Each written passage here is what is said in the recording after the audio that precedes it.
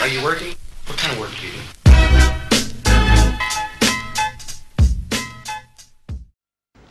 Welcome back. This is a story so unreal it could only be true. Jordan Belfort was a stock trader who made hundreds of millions of dollars. He lost it all and went to jail. Along the way, he survived 2 plane crashes, a sinking yacht and a raging drug habit. But now he's reformed and paying his debts by teaching others how to make a fortune. Here's Brian Seymour with the Wolf of Wall Street. How do you create a millionaire? Good question. Quickly. The way to create a millionaire is really quick. He'd know. Jordan Belfort was, at age 26, worth over $100 million. From then on, he was known as the Wolf of Wall Street. Money's a great thing, I believe that, but in some ways, for me, it almost became a devil because I allowed it to get the best of me. Leonardo DiCaprio will soon start filming. He's playing Jordan Belfort in a film based on his best-selling book, directed by Martin Scorsese.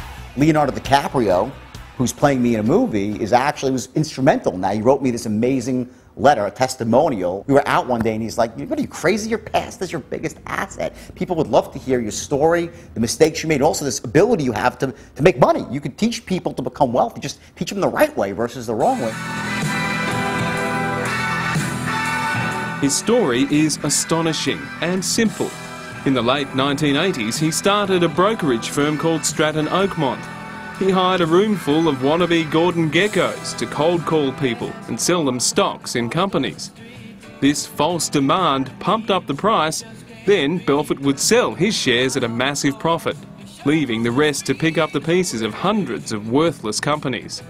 He was eventually convicted of swindling $200 million from mum and dad investors. It's a self-serving emotion. I'm guilty, and you want sympathy. The emotion that empowers you and allows you to redeem yourself is remorse, not guilt. These guys are very normal. Jordan's just going to retire and live here, and this is going to be his life. Jordan Belfort, this is your life. At the height of his astonishing wealth, this self-made boy from the burbs had a 167-foot yacht with helicopter, lived in a palatial mansion estate, regularly spent $20,000 on dinner, commuted by Concorde, all the while taking a laundry list of drugs. When I started doing cocaine, it was so evil and so destructive that within 90 days I was sitting in my house with a shotgun thinking space aliens were coming through the windows.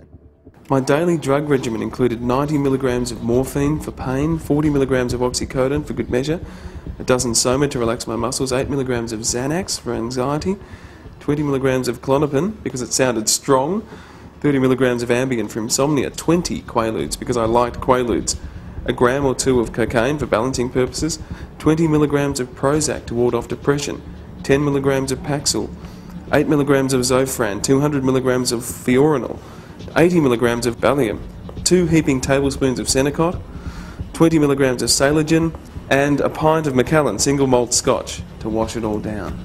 That would be enough to kill an elephant. Pretty good considering, don't I? Belfort was jailed for 2 years. It would have been a lot more if he hadn't agreed to wear a wire and bring down many of his former associates. He was ordered to surrender half of whatever he earns to pay back those he ripped off. You go out there, you make all this money, and then you look back, well, what did I create? You didn't build a business. You were engaged in someone else's ingenuity. You bought and sold it. We're going down the drain, okay? The stock is plummeting. That happened to a whole generation of brokers based on one movie, which was Wall Street, and especially Gordon Gekko. Greed, for lack of a better word, is good. That's a load of crap. Greed cuts through nothing. It clarifies nothing. Greed is destructive. Dad, did I have a P2K game today that I didn't know about? Probably. Did you? I don't know. The Wolf is now focused on his pack, son Carter, daughter Chandler, partner Anne and her son Bowen. Are you thinking though that maybe you shouldn't surf in the morning before you pitch? Because you were looking a little tired on the 3rd inning. What do you think? I don't know. I'll take it as a suggestion. Thousands of miles and years of insanity away from the life he knew in New York, Belfort has settled into family life at the beach in California. Is it weird thinking that Leonardo DiCaprio is going to play your dad in a movie? Yeah, really weird. I can't see it happening. the king of the world! While Leo relives the worst of the wolf, the man himself will be touring the world holding seminars on how to make money. He's created 12,000 millionaires so far and plans to add to that number when his Australian series begins in Perth on Monday, offering his system to guaranteed wealth. I have a system called the straight line system. If you stay on it, you'll definitely get rich. It just takes time till those elements are lined up. But once they are lined up, it happens quickly. After all the money, sex, drugs, power, jail, redemption and rebirth, what's the greatest lesson we can all take from The Wolf of Wall Street?